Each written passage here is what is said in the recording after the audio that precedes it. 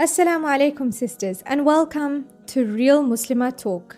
I'm your host, Abdurrahman, and on this podcast, we'll pull back the curtains, take down the barriers, and have raw, insightful, and honest conversations on living as a Muslimah in our modern society. We'll discuss everything from spirituality to mental health, from marriage to growth, and much, much more. So sit back, relax, grab yourself a coffee, and let's have a heart-to-heart here on Real Muslimah Talk. If you enjoy the podcast, head over to our Instagram page at Real Muslimah Talk and join the conversation.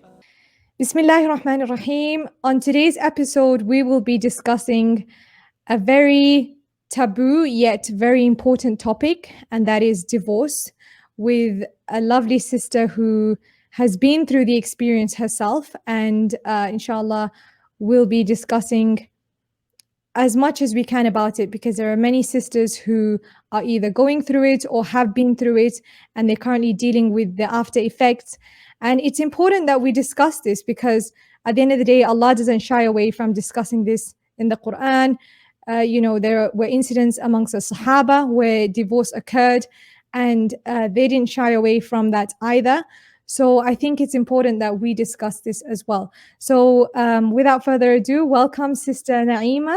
Tell us, you have been in a situation where, you found yourself divorced. Was this after a period of, a long period of marriage or a short period of marriage, or how long was it?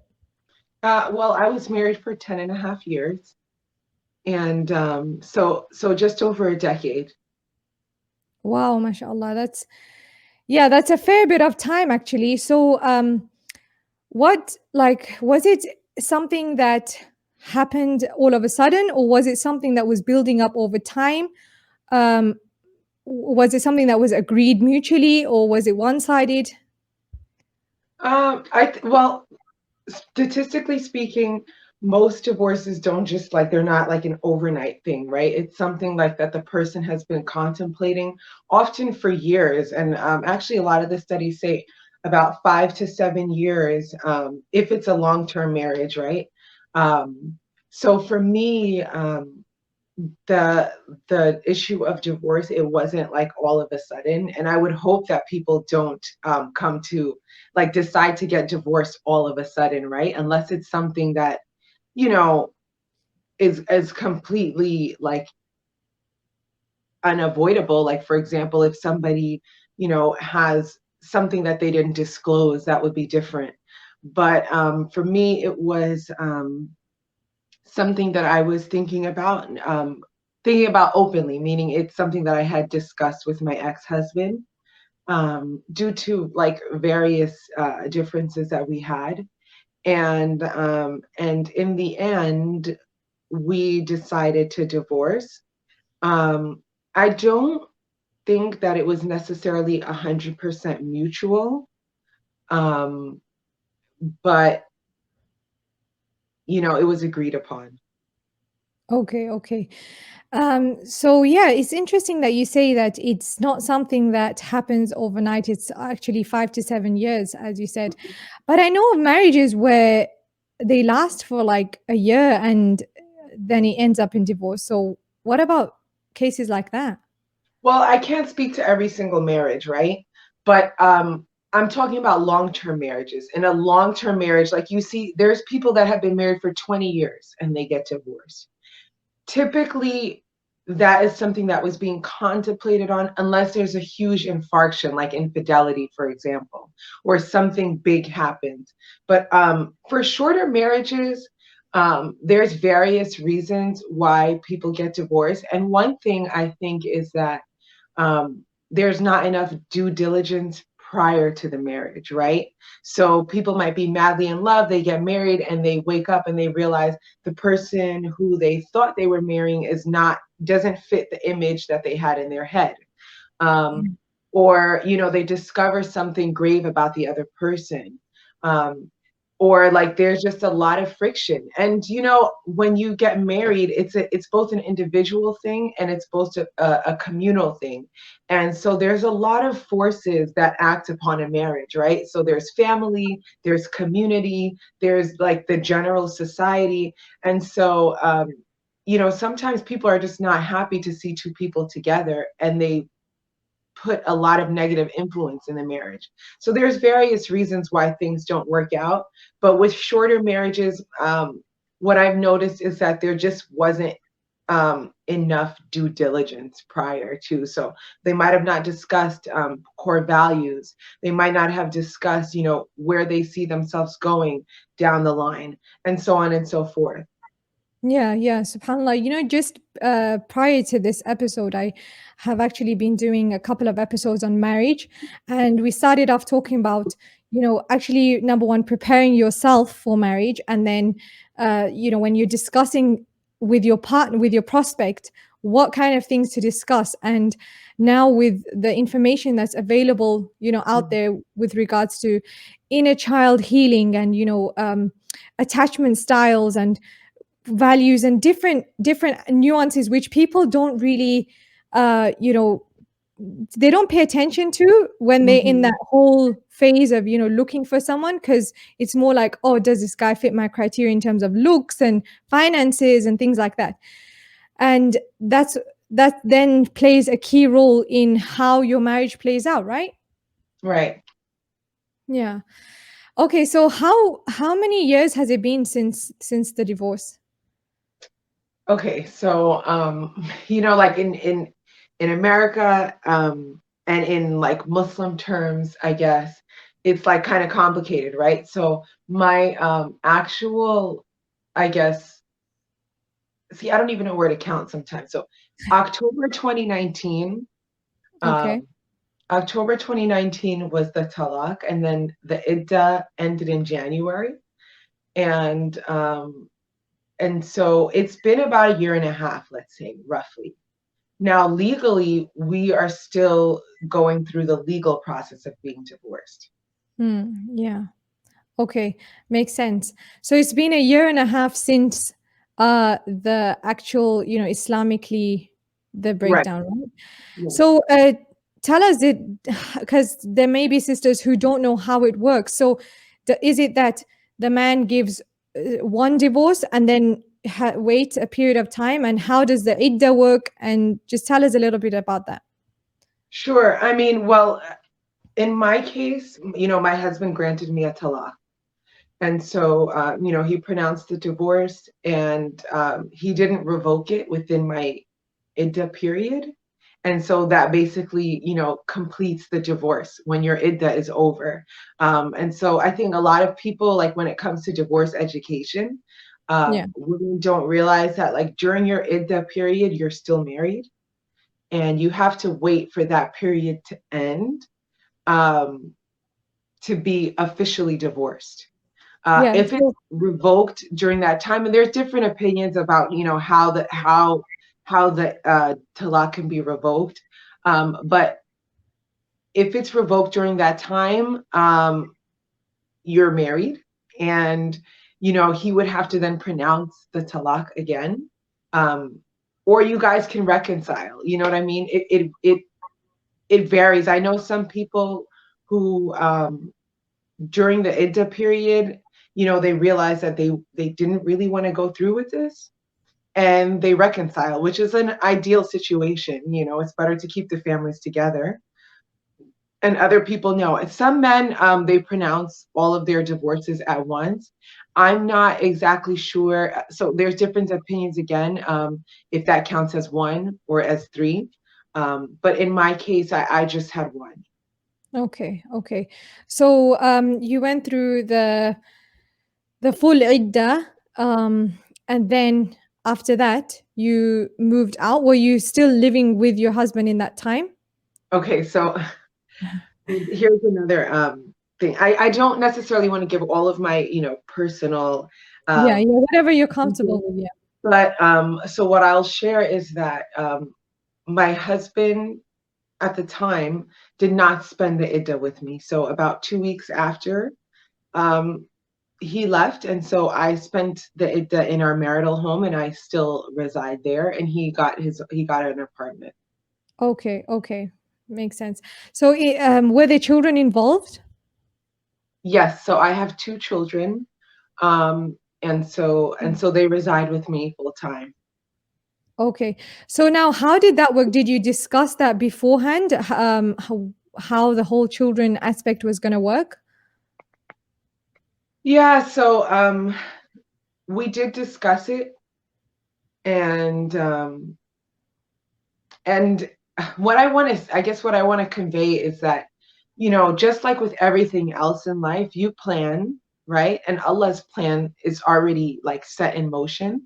And Okay. then, there's like other factors that come in, right? And so, we discussed certain things, we planned, and things change, And so you can't necessarily always stick to the plan, but, we adjust. Yeah, yeah. So currently, do your children see their father on a like weekly basis, monthly basis? How does it work? Again, my situation's a little bit complicated in that, their father decided to move across country, um, and, COVID. Yeah. So, um, initially, the way it was set up was that they were going to see their dad every other weekend. And then when he decided to move, that wasn't possible anymore. And so they spend, half of the summer with their dad. And like they're going to spend, inshallah, I mean, it hasn't happened yet, things are still new, but inshallah, they'll spend either spring or winter break with him. Okay, okay. So tell us, like, when you got divorced, when you were in your iddah, how did you feel, like, mentally, spiritually, everything, physically? How was it for you? How did you process it? How Tell us how it was for you, because I know some women, they go through a lot of like um I mean, it is something that I feel, I don't know, correct me if I'm wrong, like it takes more of a toll on the woman at times, because the woman has to, then go through the whole iddah period and everything, as opposed to the man who can just move on. You know what I mean? Right. Okay, so there's like multi layers to this question. Even as you just like mentioned the idda period, for me, my idda was unique in that my husband didn't spend it with me, and this is like actually something that kind of pains me, in that like I had asked him, and that's the woman's right. Like I want to emphasize that, like, for the women that are listening, if you're going through a divorce, the idda is for you. You know what I mean? It's not like a way to kind of like punish the woman. It's to give her a soft landing, right? Because to just go from being married to divorce is a very difficult transition. Those 3 months that you have is to give you a soft landing, right? Your husband is still providing for you fully, as he should be, if he is, of upright moral character. Um, you still have like some semblance of in, you know, like, I guess, like a normal, complete family life. Even if you don't have that intimacy, you still have that person that's, coming home every day. So you see them. So it's like a soft landing, instead of going, one day we're married, the next day we're divorced, and that's it. Everything's cut.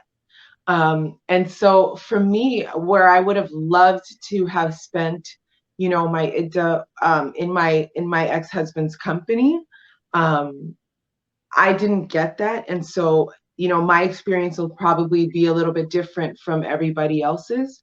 Um, but I do encourage people that, like, if they're going through an idda, or if they're thinking about divorce, that to use the idda to not fight and to not bicker, and to just try as best as you can to keep a peaceful break as much as possible, and to not, like, if it's done, the time will pass and that'll be fine.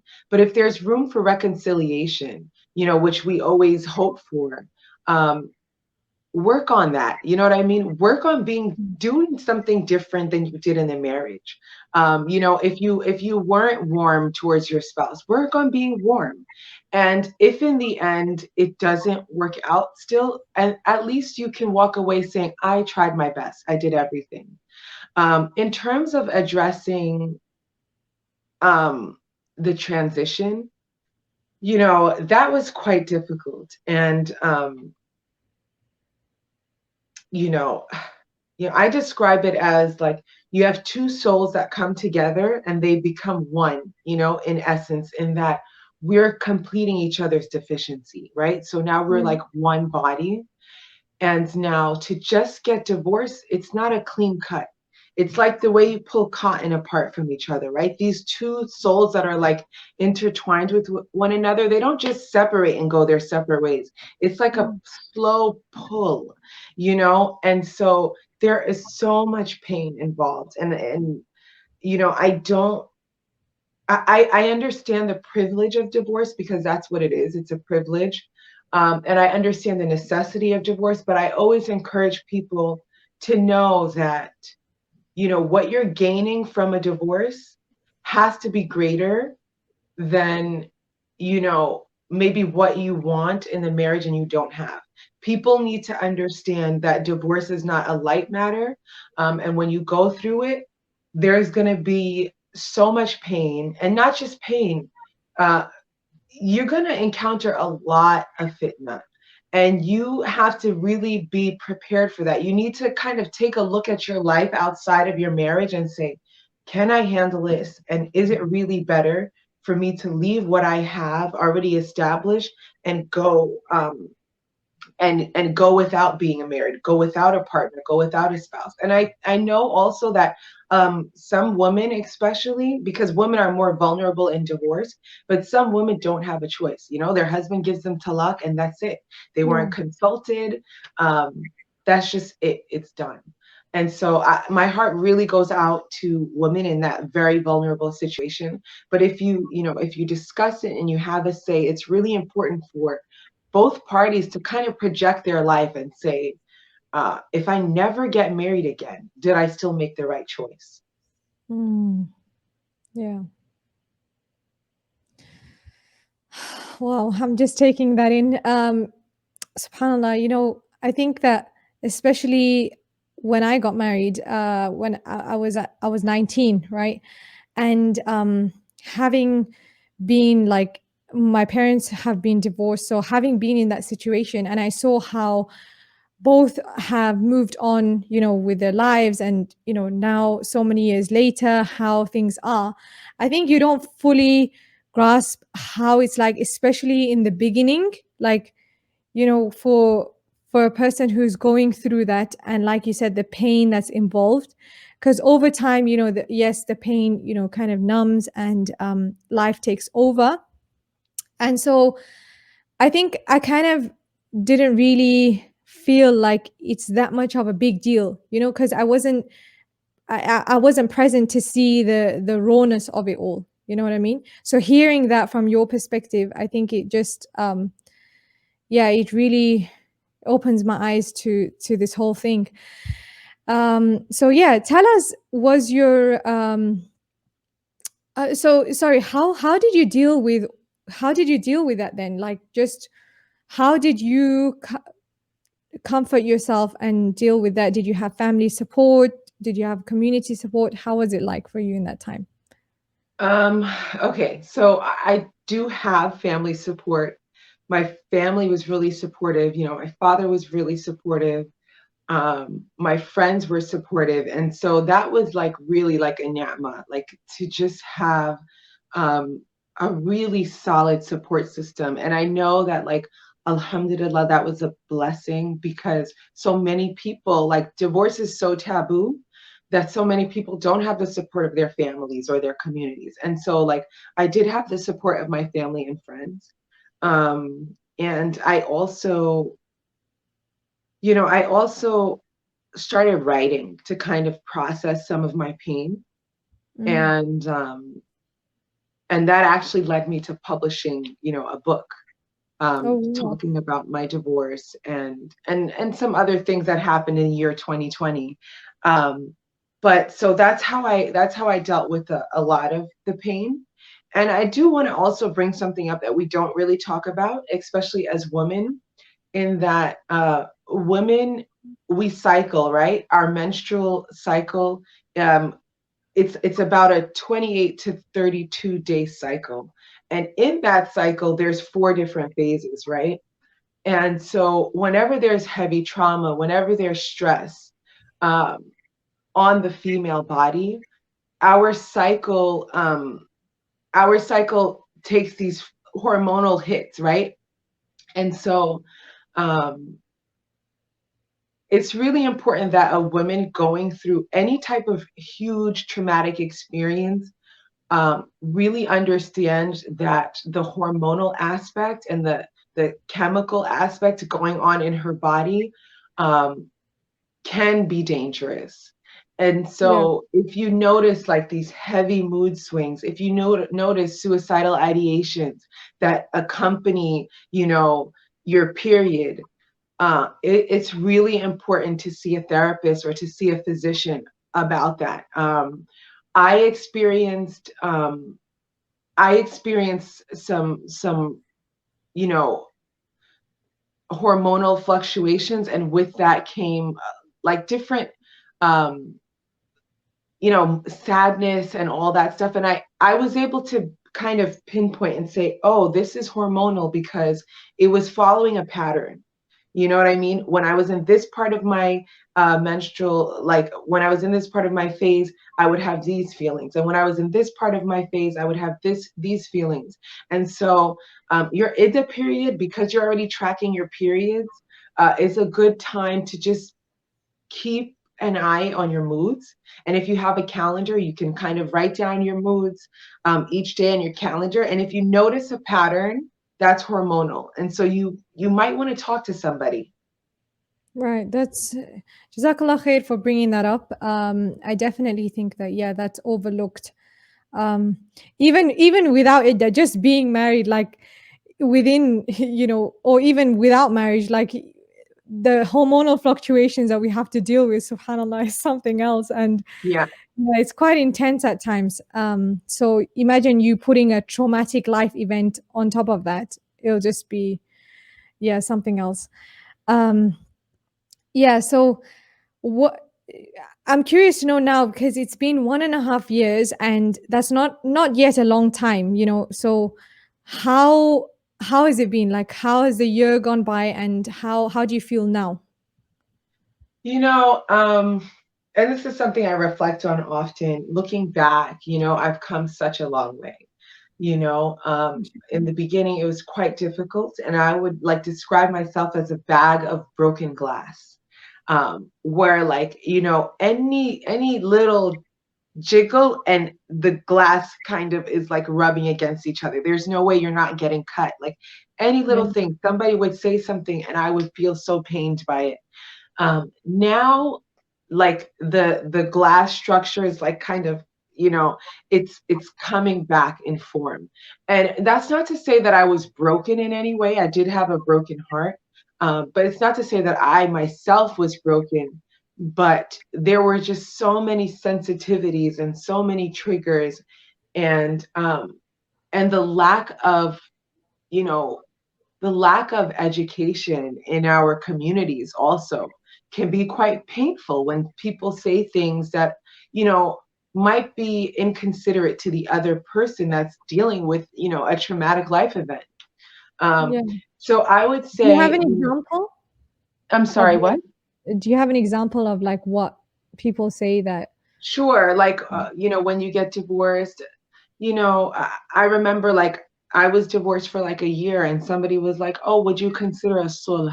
And I'm like, to reconcile with my Yeah, yeah, ex-husband. And I'm like, thinking to myself, like, I'm so far past that now. You know what I mean? Like, I'm so far past that. And it's like that other person is almost demonstrating a displeasure in the fact that you got divorced. Like they want you to go back to what you left. And they don't know the nature of the reasons why you got divorced. You know, sometimes when we encourage people to get married, I mean to get to go back or to stay in a marriage, they don't know um the fitan that that person is dealing with. And it would almost be like I could sit in front of a counselor and say, like, look, we have 10 different problems. The counselor has only saw like the very tip of the iceberg of the problems, right? Because when you're trying to repair something, you don't want to destroy it either, right? You don't want to nitpick at every single thing that your spouse does if you're Mm. trying to repair your marriage. Or just like certain things, like just you're a garment for your spouse, um, and even while you're kind of breaking apart, you don't want to completely disrobe the other person. You want to keep their secrets a secret. You don't want to say like this and this and this happened. And so you're trying to preserve, you know, you're trying to preserve their character, you're trying to preserve their secrets, their privacy, and all of those things. So it's really important, I think, for the person experiencing divorce to maintain their privacy and to be discreet, because no matter what you give, no matter what reason you give to the other person, if they're dead set on, you know, judging you or showing displeasure that you got divorced, you giving them more information is not going to change their mind. So keep your privacy. That's your power. Um, and um, and just be mindful that like not everybody has good intentions for you, you know, Mm. even in your divorce. Some people just want to spread gossip, you know? So Yeah. those are just things to be mindful of. Yeah, I think the gossip is very common, especially like people wanting to know, why did this happen? Um, what difference is it going to make to them if they know why this happened? Absolutely. You know? Absolutely. So yeah, I guess dealing with that is a whole nother aspect as well. So yeah, tell us now, 1 year later, uh, what are your thoughts? What are your feelings? How is it like? Especially in comparison to, when it first happened. Yeah. Um, You know, again, I don't regret my divorce, like not for 1 second, and I don't regret my marriage either. And so, you know, my thoughts are that, you know, you do heal, but it is difficult. And you know, I have there's a lot of exceptions here, and so I don't necessarily want to say like this is my story and for like kind of people to run with it, because there are some exceptional situations here. But I do want people to know that you can heal, and that, you know, there's hope, there's light. You know, it's been a year and a half. You know, what's going to happen next? I don't know. What I wish for is to remarry. I always loved marriage. I loved the experience that I had in marriage. Um, but you know, things just didn't work out. Um, and so I'm not like scarred from my marriage, I want to say. Like it's not like I'm not like, oh, you know, all men are XYZ and like marriage is not good. Like, no, like I loved being a wife, I loved being married. And you know, my marriage didn't last forever, but it was successful in those 10 and a half years that I was married. And I don't see it as a failure at all. Mm. SubhanAllah, that's amazing because I know there are a lot of women who, look back and probably feel like, what was the point of that whole just marrying that person, let's say having children with them, if it was going to result in this. And Hmm. I think it's important to remind ourselves that, subhanAllah, Allah He has written our story for us, and we wouldn't be where we are today had it not been for that whole experience. So like for you, for example, it was it you had to go through a whole 10 years and then reach this, right? For others it could be 5 years, 20 years, and don't ever think that was it was no point, or there was nothing there was no point in that just because it resulted in that. No, in fact, that whole experience, just whether it was however long you were in that marriage, that in itself taught you a lot, and it built you, and um yeah, it showed you um a lot of who you are, who you can be, and it's very important. Like, it's not in vain. Right. Yeah. Yeah, so tell us that you said now you would like to remarry. How do people know when they are ready to, like, move on and remarry? Like, what was your uh what was your feeling like? How did you know? How did I know that I was ready? Yeah. Um, Again, like I said, it's a little bit of an exceptional situation here, but I mean, what I think actually anyway. But for me, I was kind of almost ready to remarry like once my idda ended. Okay. Um, in that I didn't love my husband anymore, meaning I wasn't emotionally Attached. um, attached to him anymore. And so I know a lot of people do struggle with that emotional attachment, like, oh, I still love him and this and that. For me, I didn't love him anymore. And so I would say that my heart was open. My heart was Mm. open in that, like, I didn't have an emotional attachment or an emotional loyalty to somebody else. And I was kind of like fighting that and had to break it. Um, but in terms of like really truly being ready, like mentally and stuff, um, I would say like after about 9 months, I felt pretty 9 months to a year, and I'm counting from October. So I'm counting from the beginning of my idda because, I didn't spend that idda period with my husband. Yeah. And so he had already moved out, and so I was already on my own. And during that time, I was very, very mindful about focusing on healing. And so, like, I did not watch any TV. I don't watch any TV till like still now.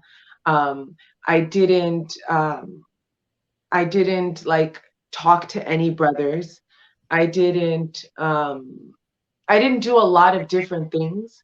So, and I did a lot of reading, a lot of, research, um, so that I could heal. And the reason why I'm saying this is because a lot of times, you get divorced and people tell you, like, oh, watch Netflix, watch TV, get your mind off of it. Yeah. And sometimes those distractions can cause you to avoid dealing with your pain. And you really need to sit in your feelings. You need to feel the shame. You need to feel the pain. You need to feel all of that, um, so that you can kind of like just take it in and move on, so that it doesn't come back later. And if it's a lot to process, there's different mental exercises. You can change your thought instead of feeling your feelings. There's different things that you can do, but it's just really important to work on what happened and to process that trauma instead of avoiding it. And it's really important also to not numb. And numbing is basically when we use something to block us from feeling overwhelming feelings. So that could be drugs, that can be, television and social media, that could be sex, that could be alcohol. There's so many different things that you can use to numb. What I do encourage is self soothing. And self soothing is when you basically, um, are calming down your hyperactivated nervous system. And ways that people self-soothe is through touch, by hugging somebody else. Your nervous system can then be uh, um, Regulated. deactivated, Yeah. through salah, through dhikr. Dhikr is very powerful, um, in really calming down the nervous system. So I did all of those things.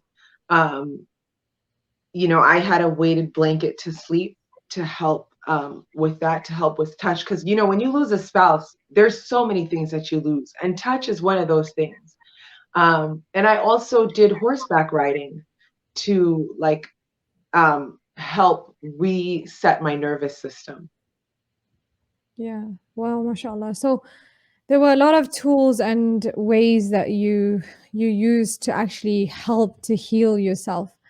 And what about talk to us about how was it for your children? Like, how did you explain to them? How were they in? How did they go through it? I mean, for children, really, when you get divorced, like no matter how much pain you're in, your children are going to feel it the most, you know? And my children were quite young. What one of my sons was 9 and the other one was 3. And so at the time, and so the 9-year-olds understood. The 3-year-old didn't fully understand, but emotionally he noticed a difference. Like he would say, "Mama, where's Abu? Where's Abu?" And so sometimes he would have a hard time sleeping because he was like waiting for his dad to come home, and his dad wasn't coming home. Um, they still like I remember in the beginning, like my children, especially the older one, he would talk to his dad on the phone and then he would say like, "Here, talk to mom," like trying to like make mom and dad come together again. And sometimes they would just flat out say like, "Can you and Abu get together again?" Or he would tell his father that. And so, a child is always going to wish that their parents were together. Um, in a healthy situation, provided that they didn't see something like horrendous, they're going to always wish that their parents stay together. That's every child's dream, um, even though it's not possible in every family.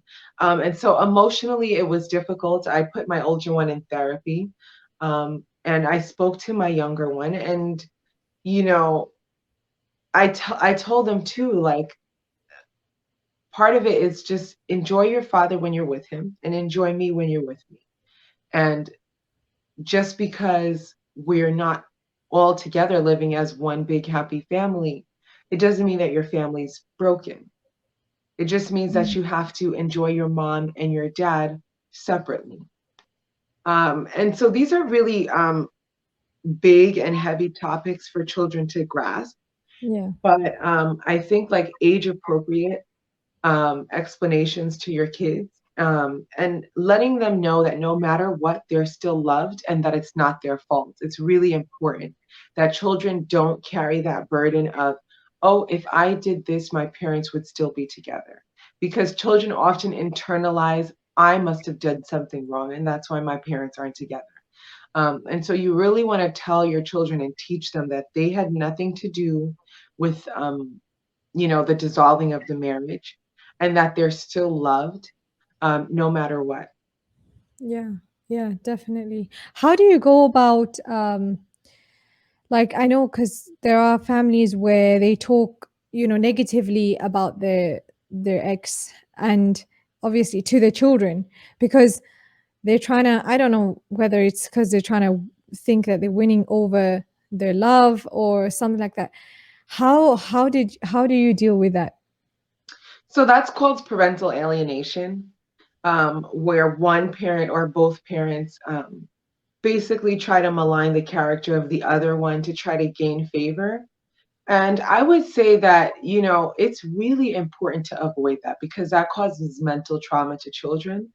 And at no point in time are they really thinking my mom is a bad person or my dad is a bad person. Instead, what they're thinking is I'm a bad person. And so, despite whatever your differences are and how angry you are, and he did this and she did that, I highly discourage parents from talking to their children about those things. It's not for the children to manage the emotions of the parents, and it's not for the children to choose a side. Um, on top of that, I think another thing that parents really need to be mindful of is that you might not be talking to your child. You might just be talking on the phone. You might be talking to a family member, and you might be talking about your ex spouse. Your children, if they're in the area, they're not only hearing you, but they're internalizing everything that you're saying. And so you really need to be mindful of um, what you say around your children, even when you're not talking to them. Hmm. Yes, yes, indeed. SubhanAllah.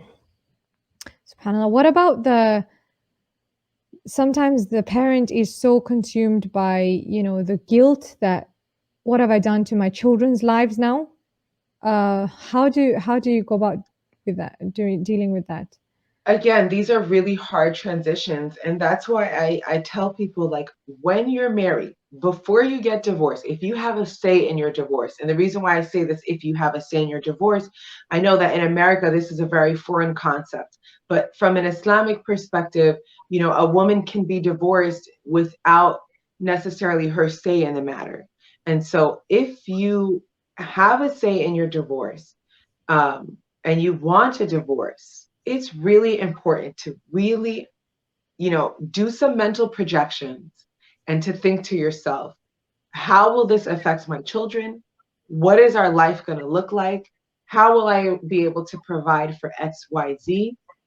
What's going to happen if the other person gets remarried? All of these things, just try to project into the future a little bit, and then make a decision. So many people choose to wait until their kids are adults to get divorced.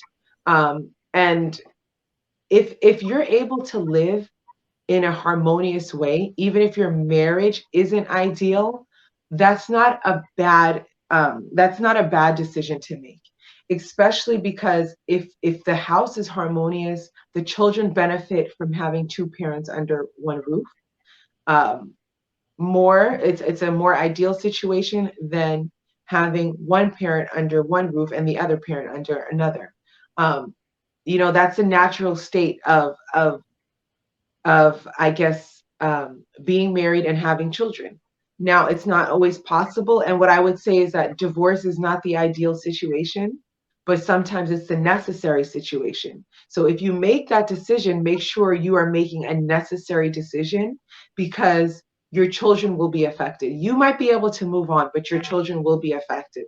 And so you basically have to decide that, um, my children will benefit more from me being divorced than from me being married. And that's a Mm. decision, you know, that's a hard decision to make. But Yeah. if you know your spouse and you know yourself, you can kind of project and say, like, listen, I can't live with this person peacefully. Every time we're arguing. And if your children are seeing you guys argue all the time, that's a very unhealthy situation for them. So if you know, straight off the bat, that you cannot live in a harmonious way, even if your marriage isn't ideal, then, you can make a healthy situation for your children, um, after the divorce. They say a child only needs one healthy parent. Is that ideal? I would say absolutely not. It's not ideal, but your children will be able to thrive and have, a good life, with one healthy parent. So if you have two healthy parents under two different roofs, you're okay. Yeah, yeah. What you said about them living together in a harmonious manner, even though their marriage isn't ideal. I'm trying to think of how that would work, because if your marriage isn't ideal, then I don't think there, I don't think there would be harmony, isn't it? Okay, so let me explain myself up further. And this is also the concept of a sulh, right? A sulh is basically like your marriage isn't ideal, but you guys have some agreements, whether they're spoken or unspoken, and you guys kind of decide to stay together based on that. So I would say an ideal situation, an ideal marriage would be a husband and wife who respect and love one another. There's physical intimacy, emotional intimacy, intellectual intimacy. There's well-defined roles in the marriage. There's caring for one another. There's all of those things, right? That's an ideal marriage, right? We don't say perfect, but we say ideal. Most marriages are not ideal. Most marriages are decent. Decent in that I'm getting enough of my needs met that I can stay, but there's a lot of things that I would want, and I either decided to compromise and forego those things, or I can manage without them. Okay? It's decent. Now, when we come into the realm of divorce, it's because there's either needs not getting met or whatever. Now, when I say live under the same roof in a harmonious way, but the marriage isn't ideal. Here's what I mean. You might have two people that are married and they decide to stay for the kids. They each fulfill their role and responsibility towards the children, but there's no more physical intimacy. We don't touch, we don't kiss, we're not physically intimate. Some marriages, in fact, a lot more marriages than we think, don't have physical intimacy, but they're friends. You know, the husband and wife are friends and they can live together peacefully. I would say that's not ideal, but it's harmonious. You know what I mean? An ideal marriage has physical intimacy. Yeah. Another example is um, maybe the husband and the wife, um, they don't like their finances might be separate. They don't communicate with each other very well, and so they decide like, look, I'm just here for the kids, and the stuff that you do, I don't want to know about it, but I'm willing to stay together and stay married for the children, and after we raise the children, then we'll make a decision about our marriage. They can live together peacefully. So the marriage might have a lot of different issues going on, but they put them aside and decide to live together in a harmonious way. Mm. Do you think that that would set a good example for the children? Like, because then the children would grow up seeing that, and I guess they Okay, would so then start to accept that, okay, maybe this is just normal. And when they grow older and, get married, then maybe they'll be okay with accepting that, meaning because that's the only reality that they know. so it's really important to emphasize harmonious. Like, you know, this means that the parent isn't enmeshed with the child. The parent isn't saying, your dad always does this, your mom always does this, and they're still married. If it's harmonious, then the role of the parent is to be a parent and the role of the child is to be a child. The role of the child is not to parent the parent.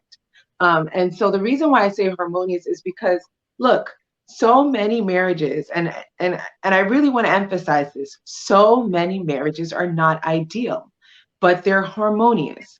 And for example, a child doesn't know if their parents are intimate or not. They don't know that. Um, if the parents agree that they're willing to forego that and just raise the children, then for all the child knows, my parents have a good marriage. And I would say so many parents that divorce after raising the kids, it comes as a shock to the children when they get divorced because they always thought their parents were fine. They didn't know because their parents were very good at focusing on the children and living in a harmonious way. Um, Now, especially in today's day and age, and especially here in America, we would say, look, if your marriage is not like this and this and this, don't stay for the kids. And I would say that again, if you can live together harmoniously, it is better for the children. This is what the research shows. It is better for the children to stay together if you can live harmoniously. If you can't, then it's better for you to walk separate ways.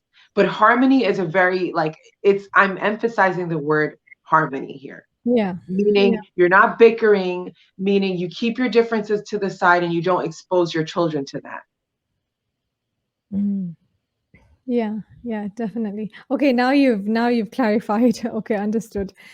So tell us like about your whole, you're rebuilding yourself now and the self-esteem part, because I know a lot of women, I mean, mashallah, you said that you were able to, you didn't have that emotional attachment. Now with a lot of women, there is that, and with that comes a lot of other feelings like, resentment, anger, the feelings of self-worth, diminish. And how do you work through that?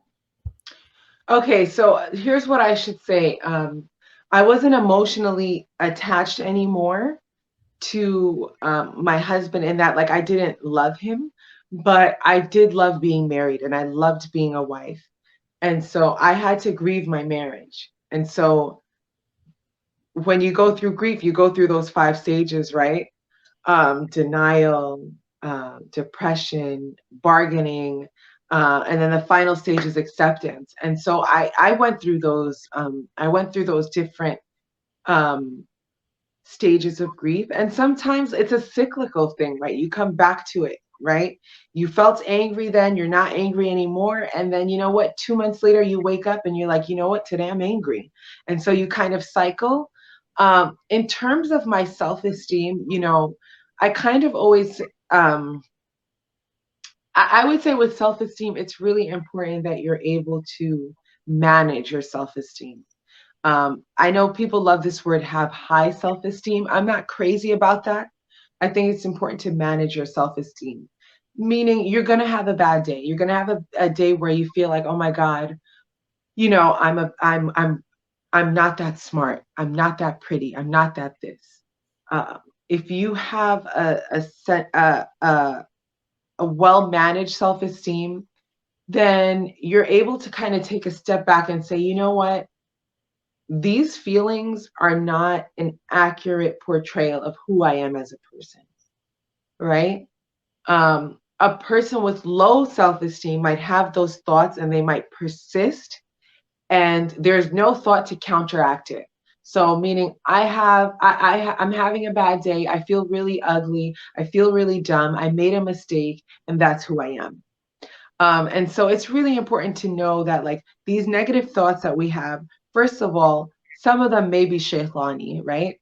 And some of them may not be. Some of them might just come from your nafs. But it's really important to not self-identify with those, negative, toxic thoughts. Um, and rebuilding yourself is a process, right? I don't know that we're ever done building ourselves, right? Healing is a process. Rebuilding yourself is a process. And and all of those things take time. And I think that when we kind of go through something, we want the ease to come right away. We want this, like, we just want it to be like, okay, I'm divorced, I'm moving on, and that's it. And these things, like, if you want something to be built well, you need to take your time. So you need to take your time with your healing. And it's in your healing. I remember one thought that I always had, while I was going through what I was going through, like the emotional toll that it was taking. People love to say, oh, it could have been worse, right? That's how they try to comfort you. It could have been worse. And what I kept telling myself while I was going through everything was that it was worse and Allah's making it easier for you. It was worse. Not it could have been worse. It was worse. And so where did I get that from? Because there's a hadith that where the Prophet ﷺ says, and the meaning of in English is that, like, if you remember Allah during your times of ease, Allah will remember you during times of hardship. And so I'm somebody that I'm like, if I'm having a good day or a bad day, I'm like, you know what? Just remember Allah and praise Allah and thank Allah, because it could be so much worse. And sometimes what you think is hardship is actually ease in retrospect. And so I kept telling myself that, like, Allah made this easier and he's making it easier because I remembered him during my times of ease. And so, just kind of changing and reframing the way you think about things, the way you look at things, make it positive, make it work for you. Don't tear yourself down. You know what I mean? And, sometimes it's easier said than done. I've had a lot of really dark, low moments. And, sometimes Allah sends somebody to check on you. Sometimes, a random person will leave you a comment on your social media page. And for them, it was nothing. And for you, it lit up your whole day. You know what I mean? It gave you the strength to keep going. And so if you're not in a hard, if you're not in a hard position, if you're not in a tough spot, it's so important to check on people that are. It's so important to, be a source of support and encouragement for somebody else. But if you are in that hard spot, the good days do come, but also change your way of thinking and look at these moments as moments that are building blocks for, your du'as getting answered. They're building blocks for you to experience and appreciate ease, right? Because if you're not hungry, then the food tastes regular. It's just like, it was okay. If you're starving and you get a bowl of food, even if it's just white rice, that white rice is the best rice you've ever had in your life. It's the best meal you've ever had in your life. And so these moments of hardship, use them and think of it as like Allah is making the Eids so much sweeter by making me experience this hardship. Hmm. That just put shivers down my spine, subhanAllah, because that is definitely, definitely true.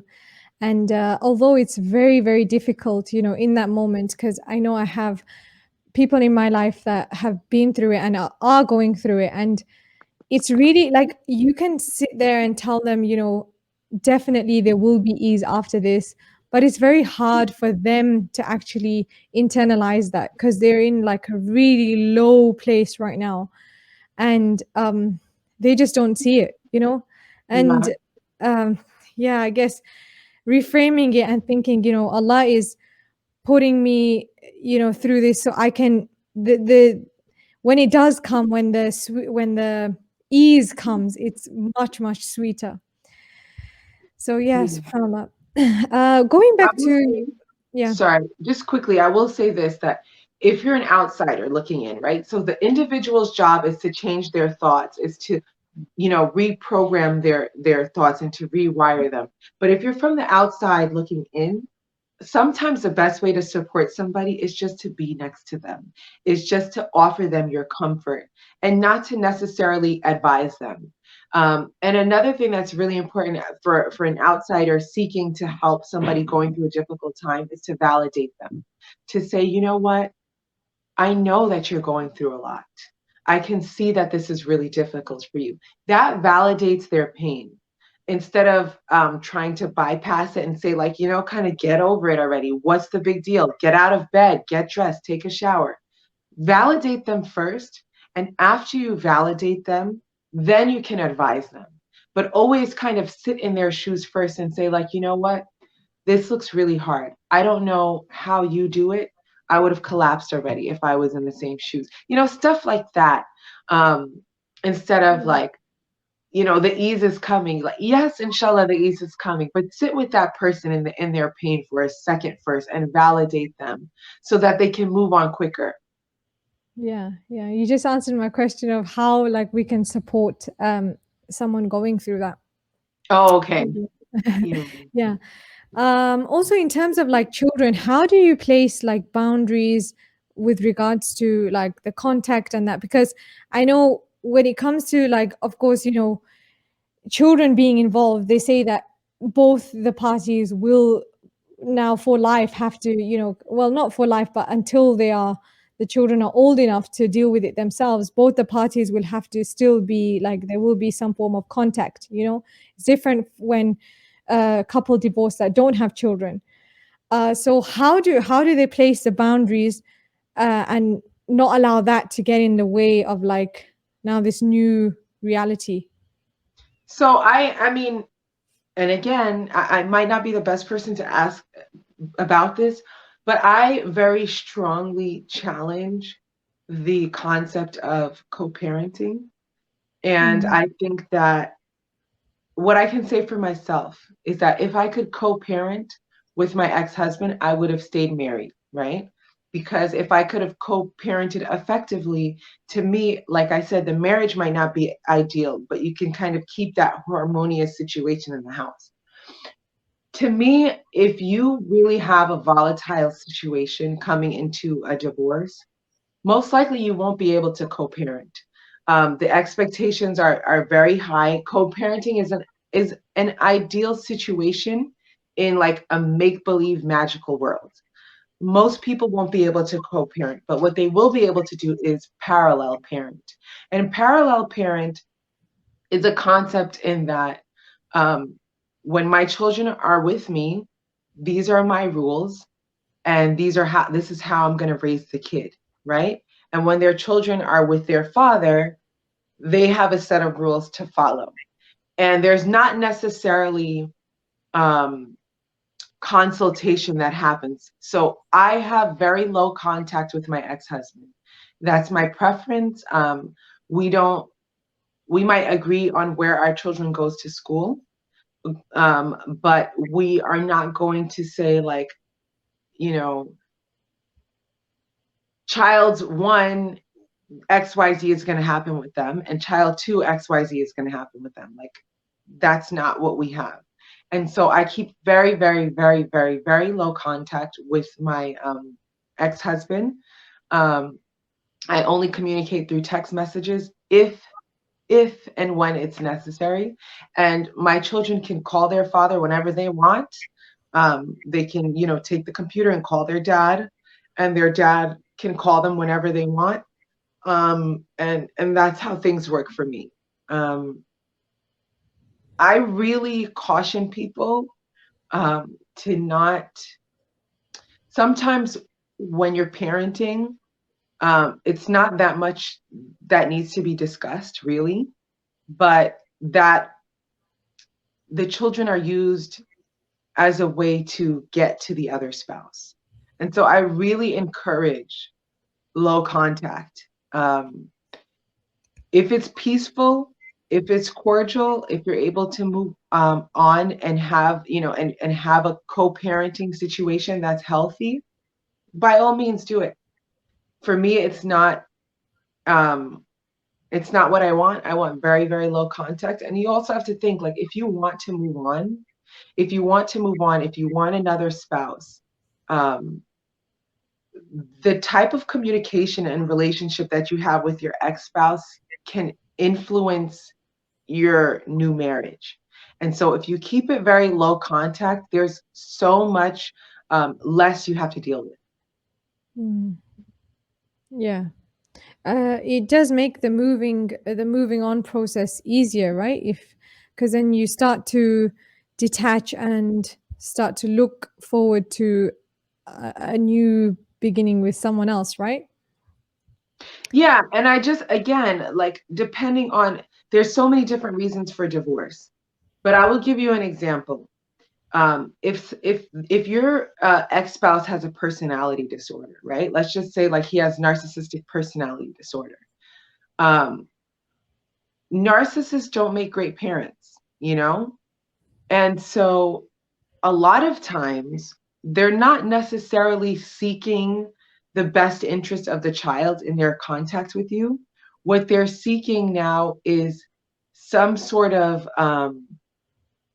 they're seeking to get something from you emotionally, whether it's attention, whether it's to annoy you further, and they feel happy that they annoyed you. So there's different reasons why people can choose to co-parent or parallel parent or whatever. And so, like I said, we're sold on this ideal that we should co-parent. Most situations, co-parenting is just not possible. People move their separate ways. They raise their kids when they have their kids, depending on who has custody or for how long of a period of time they have this kid or that kid. And it's not a discussion, oh, I'm going to feed the kids oatmeal for breakfast. Are you okay with that? It's not a discussion. How does that then impact the kids? Because on the one hand, for example, one parent could be total different views on parenting, and the other one could be totally different. And then the child is, if they're, let's say, 1 week with one parent and the other week with the other parent, if the parents are living in the same town, for example. I'm just trying to think how that would be for the child involved. Yeah, and it's so okay, so it really depends on what your custodial situation is, right? So I have my children full time, and they see their dad over the summer and during a break during the year. And so that's very different from if they lived with their dad half of the time. And so again, everybody's going to have to look at their own personal situation. If they're not seeing their dad regularly, and he's with me most of the time, my children are with me most of the time, then that influence is so much less. But if you have, let's say, shared custody where 50% of the time they're with mom and 50% of the time they're with dad, that is more difficult for the children, in that if the rules are very different in the households, that's a lot. I don't have that situation. I can't speak to that. I do have thoughts on it, which I'm not going to share here. But everybody has to look at their situation, seek consultation, get advice, talk to professionals, and make the best decision for their child post-divorce. Yeah, definitely. Summed it up perfectly, mashallah. Is there any final words of advice that you'd like to give for not only sisters going through this, but even sisters getting married, like, before marriage, during the marriage, early years, how to interact, how to deal with it? That's a really loaded question. Super loaded, super loaded. I will say this: if you're not married and you're seeking marriage, um, you should you should do as much as you can to really refine your character and learn about yourself, and also learn about what you want and what you don't want. The other thing is that if you're in the engagement period, or you have somebody that you're intended to, or you're courting in some capacity, it's really important to ask the right questions and to prioritize the things that make up your core value, making sure that that other person has it. And if they don't have it, realize that this will be an issue of contention in the marriage. And so you should know that up front. Um, Also, do due diligence. And by due diligence, I mean not just asking questions where the person gives you a perfect answer every time, but you speak to people in their community about them, about their character. You really kind of want to know, is this person like, are they who they say they are? How are they in different scenarios? Like, if this person's really involved in the masjid, like if they're part of the board, how were they when there was a conflict on the board? Were they a problem solver? Were they a problem maker? How are they when they're upset? Um, if you talk to people about them, like, I really want to caution, especially women. When women have a brother that they're interested in, right? And they talk to another brother to get like consultation about them, and that brother is that their friend. A lot of times, like when men get together, they talk about everything but themselves. They talk about sports. They talk about like hiking. They talk about, you know, cars. They don't talk about themselves. And a lot of times when women get together, they talk about themselves. So women have a tendency to know other women better than men do other men. And so Mm. a brother might say, like, yeah, he's such a great brother. Like, he's always in the masjid. I always see him at Fajr. But he might not know that this brother has anger issues. And so Mm. it's really important to try to talk to people that have interacted with that person in various different settings, because oftentimes brothers have positive things to say about that other brother, unless they're like completely like off the deep end. Whereas it's a little bit different with sisters who like know each other very well, and we discuss our intimate details with each other quite openly. When you're married, it's important to know that there's different phases of marriage, right? And it's cyclical, right? Now we're close, and then we kind of drift apart, and then we get close again. This is part of a normal, healthy marriage.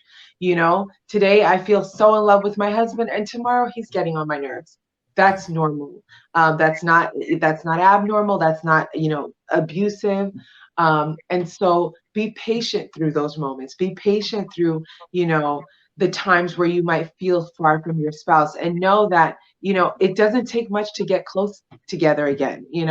And so work on it and have open communication.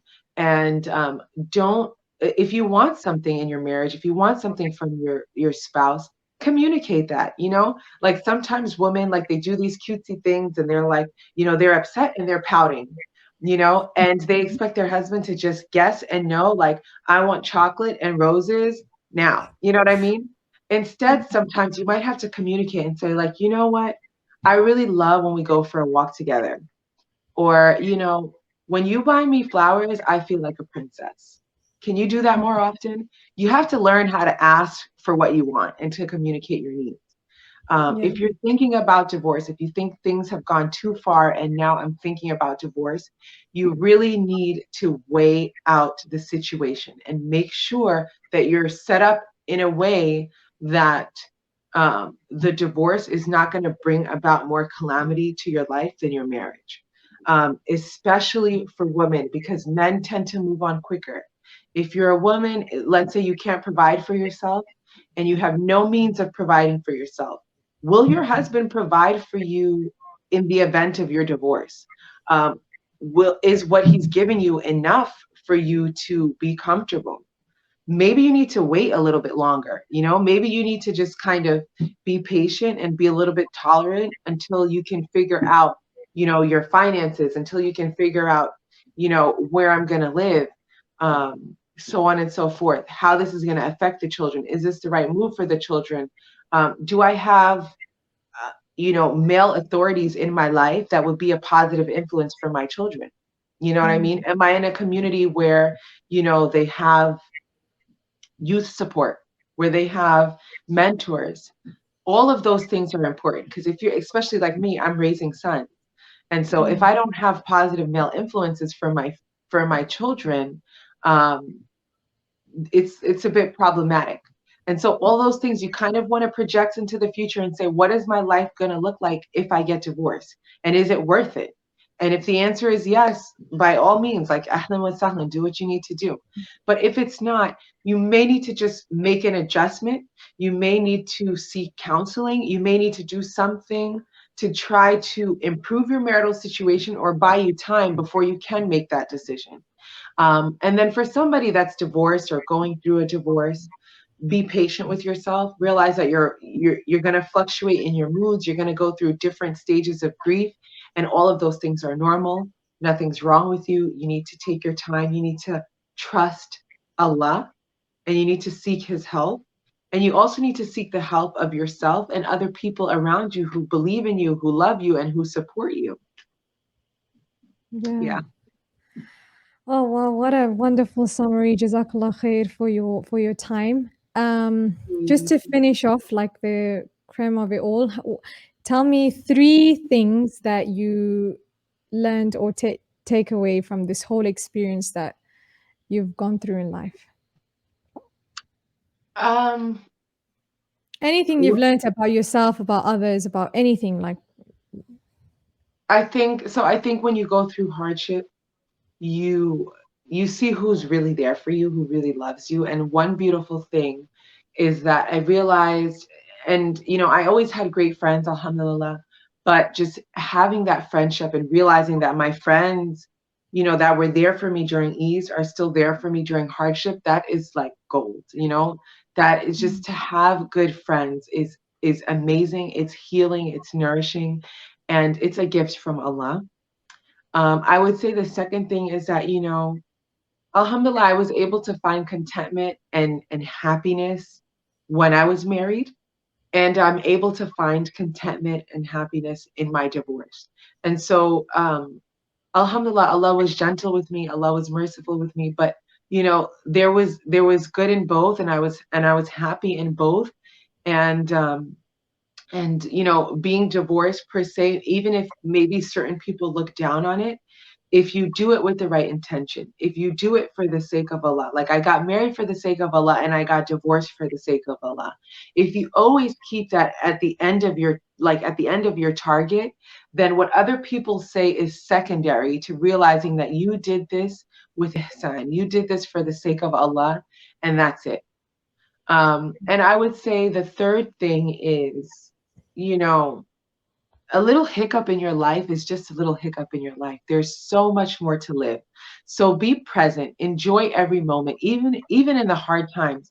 Find something beautiful, find something to be grateful for, because it's possible that today is my last day on earth, right? And so if I knew that today was my last day on earth, would I want to spend it, in a negative way, in a bitter way, in a complaining way? Or would I want to say, like, you know what, today is hard, but alhamdulillah. You know what I mean? Today is hard, but the sky is still blue and the grass is still green. Good days are coming. And so I really encourage people to be present, even in your pain. Be present, feel it, and then, look for the good, look for the positive, and be hopeful. Wow, Jazakallah khair for that. What's the book called that you said you wrote? Sure. I'll show you a picture of the cover. It's on Amazon, so I'm not sure. It's not available like globally, but it is available in many different countries. But this is the cover, and it's called In the Belly of the Whale, Year 2020, Surviving Divorce, COVID-19, and Black Lives Matter. So I take you through the year 2020. The chapters are divided by months, and I talk about, going from being married to divorce. I talk about the Black Lives Matter movement. I talk about COVID. I talk about heartbreak. And it's written like an open journal, really. And so there's some poetry and prose in there. And it's pretty much like the roller coaster of emotions that I went through last year 2020, and processing all those three major things: being divorced, being Black, and dealing with the COVID pandemic. Yeah, that's quite a lot to deal with, Yes, subhanAllah. But yes. alhamdulillah, I'm so glad to see you today, smiling and happy, like on the other side of it all. And I know it's a process, it will continue. And for all of us, going through anything in life, it's a process to deal with it, to work through it and heal from it.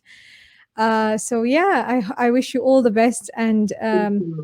may Allah keep you and your family happy and grant Mm, you a spouse who will be the coolness of your eyes. Ameen. And yeah, until next time, inshallah, take care, inshallah. and I'll see you another time, inshallah. Assalamu alaikum. Inshallah. Wa alaikum assalam wa rahmatullah. If you enjoyed the podcast, don't forget to head over to our Instagram page at Real Muslimah Talk and join the conversation.